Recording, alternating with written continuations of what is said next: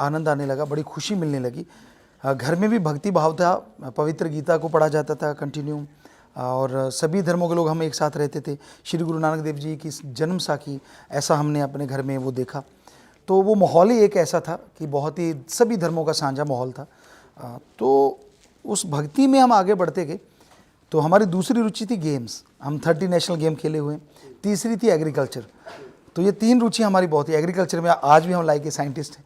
तो हम जैसे करते चले गए, बचपन में पढ़ते थे, गेम्स खेलते थे। ये होता था कि होमवर्क वगैरह जो होता था, हम कोई भी खाली पीरियड मिलता था तो उसी में होमवर्क कर लेते थे। रिसेस टाइम 45 मिनट का 15 मिनट में खाना खा के आधे घंटे में वो होमवर्क कर लेते थे। और ये होता था कि शाम को गेम खेलना ही है, चाहे कुछ भी हो जाए। छुट्टी होती 2 बजे, सुबह 7:30 स्कूल लगता, और 2 बजे वहीं बुक्स रखी और गेम शुरू। अब ये शॉर्ट पुट वाले के वो चले गए तो चलो जेवलिन, वो चले गए तो डिस्कस, वो चले गए वॉलीबॉल, कबड्डी, ऐसे हम लगातार गेम खेलते रहते थे। और रात का टाइम जो होता था, वहाँ हमारे वेदों को लोग बहुत मानते थे, धर्मों को मतलब। तो वहाँ ये होता था कि 7 बजे तक लोग रात का खाना खा लेते थे, डिनर, दिन रहते रहते। और उसके बाद 8-9 बजे तक लोग ऐसे तो गाँव में कोई है ही नहीं सिवाय नौजवानों के, जो कबड्डी वगैरह, सर्कल कबड्डी होना, नेशनल स्टाइल कबड्डी, वो खेलते हम लोग। या फिर ये होता था कि जब अंधेरी रातें होती तो सारी रात ट्रैक्टर चलाना। बहुत बड़ा घराना था, भगवान ने ऐसी कृपा की, तो उसमें ट्रैक्टर चलाते रात को। हम 7 साल के ट्रैक्टर चलाने लग गए थे। और एक बात ऐसी है कि हम ट्रैक्टर ऊपर से देख के नहीं चला पाते थे, क्योंकि छोटे थे, तो साइड से देख के ट्रैक्टर चलाते थे। और लोग बोला करते थे कि बिना ड्राइवर के ट्रैक्टर आ रहा है। तो इस तरह से हमारा बचपन बीता।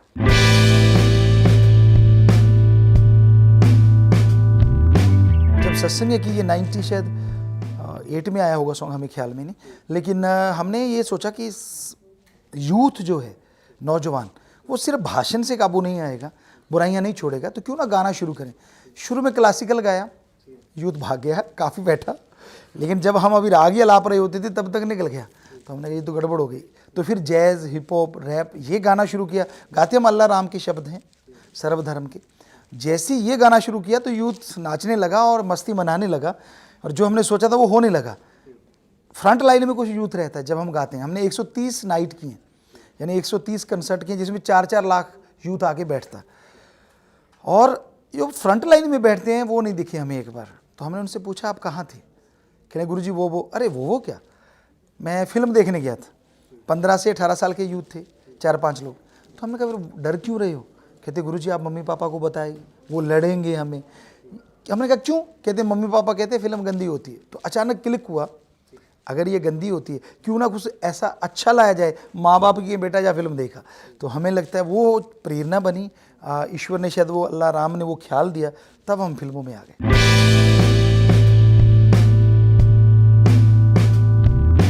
हम पहले भी HD कैमरों पे कहीं ना कहीं शूट किया करते थे, तो उसके डायरेक्शन हम ही करते थे। हमें पहले कैमरा ही हम चलाते थे, हम कैमरामैन थे।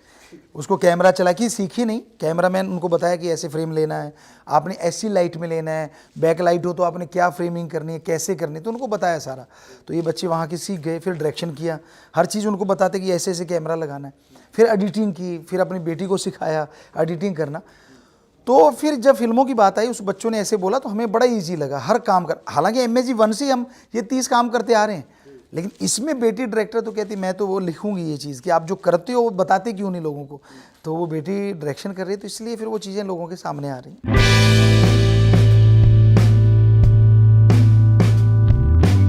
जी, कंटिन्यू अवार्ड, उस फिल्म के लिए भी हमें 4 प्लेटिनम गोल्ड प्लग अवार्ड मिला। जो जस्टिन बीबर को 1 मिला था, हमें 4 एक ही फिल्म से आए। और MSG 2 में हमें बेस्ट डायरेक्टर, बेस्ट एक्टर और बेस्ट राइटर के लिए दादा साहब फाल्के अवार्ड मिला। तो हमें बड़ी खुशी हुई कि हाँ भाई, अब तो ये लोग मानेंगे कोई ना कोई कि हाँ भाई हम भी कुछ कर ही रहे हैं, ऐसा नहीं।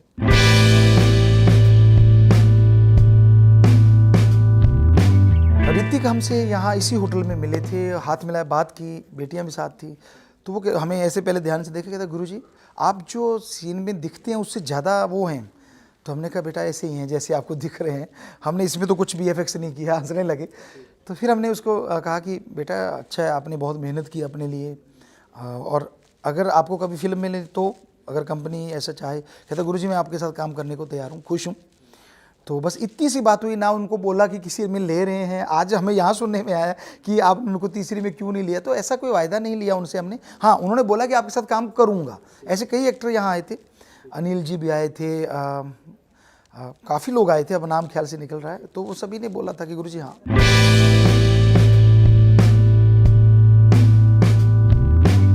हम एक क्रिकेटर हैं, 30 गेम खेलें तो उसमें एक क्रिकेट भी आता है। तो हमने वहाँ एक स्टेडियम बनाया, इंटरनेशनल स्टेडियम। भारत पाकिस्तान का मैच हुआ पहला, बकार जुनिस और ये अपने सैयद किरमानी और मदन लाल, ये सब लोग, कपिल, ये सब लोग आए थे। कपिल जी शायद नहीं आए होंगे, बाकी प्लेयर आए थे सब, हमें नाम पूरा ख्याल में नहीं।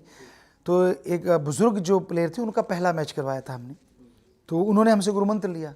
उसके बाद से वहाँ मैच होने लगे, लोग आने लगे। शिखर धवन है, सबसे पहले जहीर खान, यूसुफ पठान, अमित मिश्रा, शिखर धवन है, विराट हैं, ये सब लोग हमारे पास आए। तो जो जो टिप्स हमें लगा वो हम बताते चले गए, तो इनको बहुत वो टिप्स पसंद आए। 2010 में विराट ने आके हमसे पूछा था, विराट और शिखर धवन ने, तो उन्होंने गुरुमंत्र भी लिया था। हाँ, वो तरीका भी जाना था कि जिससे बॉडी पावर आदमी की मजबूत रहे और विल पावर अप हो जाए, और उसके बाद टिप्स भी लिए थे क्रिकेट के लिए। तो वो चीज़ें हमने उनको बताई। अगर आप चाहें तो वीडियो भी है हमारे पास, आप दिखा सकते हैं अपने चैनल पे।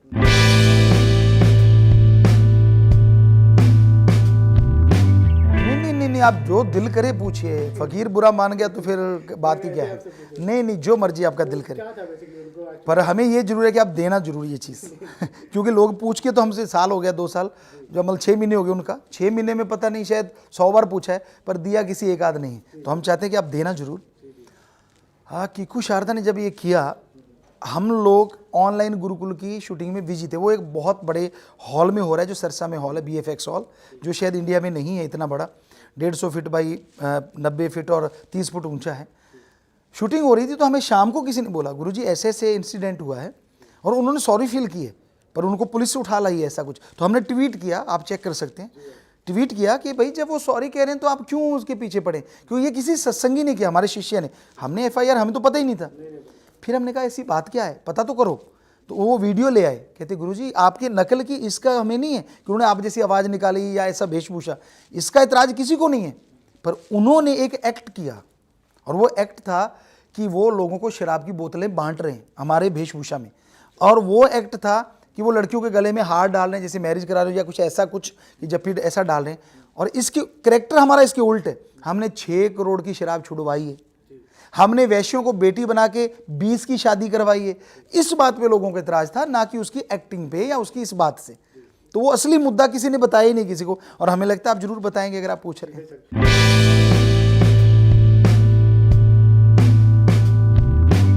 जी, इसके पीछे भी यूथ है, और ये 2006 या 7 की बात है। 6-7 लाख यूथ इकट्ठा हुआ था, और हमने उनसे कसम दिलवाई, आप निरंतर ब्लड डोनेट किया करोगे, ट्री प्लांटेशन करोगे, मरने के बाद शरीर दान, आंखें दान। तो ऐसे बहुत से काम हमने 42 काम उनको बोला कि आप करोगे। सब ने कहा यस गुरुजी, हाथ खड़े करके वायदा किया। लेकिन आगे यूथ खड़ा तो उन्होंने माइक ले लिया कि गुरुजी अब आपकी बारी। हमने कहा बोलिए। कहने लगे आप जब सफ़ेद कपड़े पहनते हो ना, थोड़े ग्रेट लगते हो, हमें डर लगता है यार पास नहीं जाएंगे, तो आपको हमारी तरह पैंट शर्ट पहननी होगी। हमने कहा ठीक है, सत्संग में हम सफ़ेद पहनेंगे, लेकिन आम तौर पे हम यही पहनेंगे। कहने लगे ऐसा नहीं, आपने अपनी बेटी के जो डिज़ाइन किया ना, हम डिज़ाइनर हैं, तो आप डिज़ाइन करके पहनोगे। हमने कहा चलो बेटा, ये भी आपका माना। काफ़ी चीज़ें उन्होंने हमसे ली, तो वो हमने उनको वायदा किया कि हाँ जरूर करेंगे। हम AC नहीं लगाया करते थे, ये हकीकत है, सब लोग जानते हैं। हम सिर्फ पंखा होता था, कूलर भी नहीं होता था। तो उन्होंने तब ये भी वायदा लिया था कि आप AC लगवाएंगे। तो हमने कहा ईश्वर करे आप सबके घरों में AC हो, तो फिर हम जरूर कोशिश करेंगे हम भी लगाएं। तो हमने फिर वो किया। तो ऐसे बहुत सारे वायदे उन्होंने ऐसे लिए थे। तो उसी वायदे में ये कपड़े, और हमने वेद पढ़े, पवित्र कुरान शरीफ पढ़ी, पवित्र गुरबानी पढ़ी, पवित्र बाइबल। वहाँ संतों का ड्रेस कोड लिखा नहीं है कि कैसा पहनना चाहिए। अगर मन में और आत्मा में शुद्धि करने तो अल्लाह राम की कृपा होती है, और अगर शुद्धि कर नहीं है तो जैसे मर्जी कपड़े पहनते फिरो, फिर भी वो नहीं मिलता। तो ये जो जरूर लिखा है।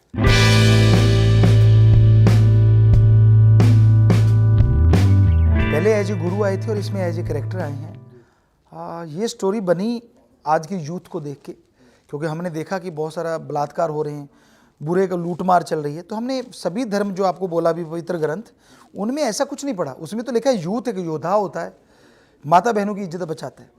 तो हमने फिर ये आया दिमाग में, उसी पे ये बेस्ड फिल्म है, कमर्शियल टाइप फिल्म है, और इसमें मैसेज हैं, लेकिन ज़्यादा एंटरटेनमेंट है, फैमिली फिल्म है।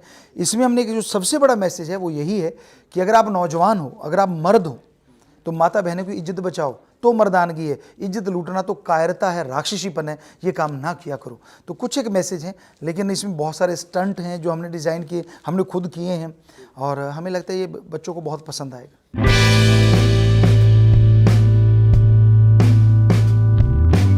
जो सबसे अच्छा मिला कि वो उसकी स्पीड काम करने की, क्योंकि हमारी स्पीड बहुत ज़्यादा है। पहले हमने देखा कि कई बार ऐसा भी 2 दिन में एक सीन या 3 दिन में एक सीन होता था, और बेटी को जब डायरेक्शन सिखाया, MSG 1-2 में सिखा दिया हमने, और जब उसने किया तो वो एक दिन में 3 सीन ले रही थी। मतलब उसकी स्पीड जो हम चाह रहे थे कि वो स्पीड थी, हमें ये मिला। और उसको हमने जो सिखाया वो एज ए एक्टर दोनों फिल्मों में आई है, अब तीसरी फिल्म में भी वो एज ए एक्टर थोड़ा सा है। एक बेटी हमारी दूसरी है, इसको ट्विंस कहते हैं हम, तो थोड़ा सा फ़र्क है इनका, लेकिन वो भी एज ए एक्टर, आपने देखा होगा येलो कपड़ों में वो तलवार चला रही, तो वो हमारी दूसरी बेटी है। तो बड़ा अच्छा लगा कि एक बेटियों को हम आगे ला रहे हैं, और वो डायरेक्शन कर रही है, और वो कह रही पापा, जब भी वो कहते कट, तो हमें पता चल जाता कि किसी जो हमारे साथ वाले किसी ने गड़बड़ की होगी। हम पूछते ऐसे करते थे कि हमारा, कहते नहीं ऐसे ही, उसको आने नहीं देते थे, उसको पहले ही समझा लेते कि बेटा तूने ये गड़बड़ कर दी, तो उसको बड़ी खुशी होती, वहाँ हंसती कि आपको पहले पता चल जाता है। तो हमने कहा नहीं, हमने ये किया है तो हमें पता चलता है। तो आपस में अंडरस्टैंडिंग हमारी बाप बेटी की बहुत ज़्यादा है, और हम उनकी माँ भी हैं तीनों बेटियों की, और पापा भी हैं, और एक दोस्त की तरह भी हैं, सच्चा दोस्त, कि उनकी हर बात में मदद करते हो, वो जो दिल करे हमें कह देती हैं, झिझकती नहीं 1% भी। तो इस तरह हमें कुछ मुश्किल नहीं आई, बल्कि बहुत अच्छे माहौल में ही हुआ।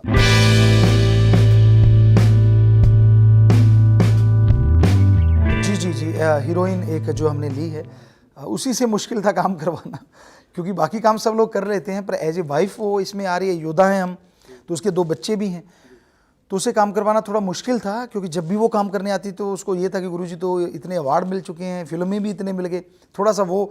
दूसरा ये कि एज ए गुरु भी वो हम उसे बेटी कहते हैं, तो ये भी बड़ा मुश्किल था। लेकिन उसको समझाया कि ये एक अलग चीज़ है, ये एक एक्टिंग है बेटा, आप हमारी बच्ची हो तो ऐसा टेंशन ना लो।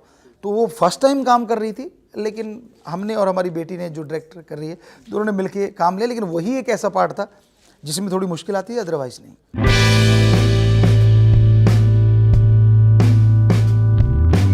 हमारे लिए चैलेंजिंग नहीं था, बड़ा ही आसान था, क्योंकि हम कार्य करने के आदी हैं।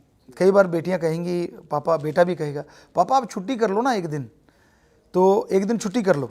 हम कहते बेटा हमारे खाली नहीं रहा जाता। कहते पापा हम छुट्टी ना करें तो हमारा दिमाग घूम जाता है। हमने कहा हम छुट्टी कर ले तो हमारा घूम जाता है, उल्टा हुआ पड़ा है, क्योंकि हम दिन रात काम करते हैं, क्योंकि बचपन से आदत थी। तो जैसे आपको शुरू में बताया कि हम ऐसे ऐसे काम किया करते थे, तो ऐसा कुछ लगा ही नहीं काम करने में हमें कि कोई दिक्कत आई हो। हम लगातार काम करते रहे। जैसे शूटिंग के लिए तैयार होके आते थे एज ए एक्टर, और आके पहले DOP साहब के साथ बैठते थे कि चलो भाई आप फ्रेम लगाते हैं, ये शॉट होगा, ये फ्रेमिंग करनी, ये लाइटिंग करनी है, लाइटिंग चेक करते। फिर बेटी को लेते आजा बेटा, डायरेक्ट उनके पास जाते एक्टरों के पास, अब ये एक्टिंग करनी है, ऐसे बोलना है, ये फेस पे भाव आना चाहिए, ऐसा आना चाहिए, ये शुरू हो जाता। और फिर हम शूट करते, तो कई बार साथ वाले भूल जाते। तो ये उस मालिक की रहमत है, कृपा है कि हमारे माइंड में उनके डायलॉग भी याद होते थे। हम एक बार पढ़ लें, काफ़ी हद तक याद हो जाता, तो फिर हम उनको भी उनके डायलॉग बता देते कि नहीं तेरा डायलॉग ये था, तू गलत बोल रहा है। तो इस तरह ये काम चलता। उसी सेट पे ही शॉट ओके होता, और बेटी अलग से हम कहते आप फ्रेमिंग करो, साइड पे बैठ के आर्ट डायरेक्टर आ रहा, पूरी टीम, उनको भी काम मिला, नए लोग, हम उनको डायरेक्शन करते कि ये चीज़ करनी है, ऐसे ऐसे बनाना है, ऐसे कॉपी पेन लेके फटाफट कर देते। फिर आ गया कोई कपड़ों वाला, तो उसको डिज़ाइन कर दिया। फिर आ गया कि फाइट मास्टर जी आ गए हमारे, अब्बास अली जी, की कैसे करना है गुरुजी फाइट, तो ये डिज़ाइन हमने किया, करवाया उन्होंने, तो ये डिज़ाइन ऐसे ना कर लें। तो कहते हाँ बिल्कुल गुरुजी ये तो नया है। तो उनको कहा चलो अब्बास अली जी आप अपना काम शुरू कीजिए। तो इस तरह सब लोगों का एट द स्पॉट ही हम करते। यही नहीं, नशा छोड़ने वाला यूथ निरंतर आता। अब जैसे टाइम मतलब भाग के उनके पास जाते, बोलो बेटा क्या क्या नशा करते हो, ये तो ये करना, फिर नशा छूट जाएगा। संडे के दिन 2 घंटे लेते लोगों को, वो कलमा, वो गुरुमंत्र बताते, ताकि उनकी ज़िंदगी सुधर जाए। तो हर काम का तालमेल करके हम चलते रहे, और हमें कोई ऐसा मुश्किल नहीं लगा।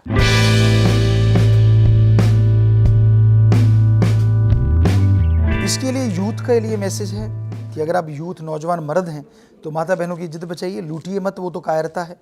दूसरा, दिनों के बारे में लोग कहते हैं ना इस दिन को काम करना है, इस टाइम को, वो सब पाखंड है, वो चीज़ लेके आ रहे हैं धर्मों की। और तीसरा जो मैसेज है वो सुसाइड जो किसान करते हैं उन पे है। एक सॉन्ग में एक छोटी सी स्टोरी बनाई है कि उनको सुसाइड नहीं करना चाहिए।